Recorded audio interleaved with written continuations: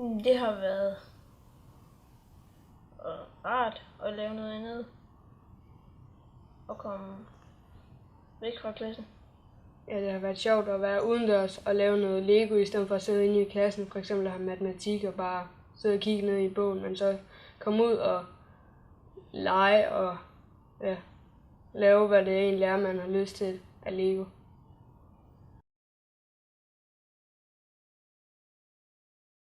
Det bedste det har nok været, at man har været udenfor, og at man bare har kunnet lave det Lego, man ville. Så der ikke var et eller andet, man skulle lave, men altså bare holde sig inden for et emne, men så bare bygge. Ja, det tror jeg også. Det var det, der var det bedste. Jeg synes ikke rigtigt, der har været noget dårligt. Nej, ikke sådan. Nej, der har ikke rigtig været noget dårligt i det.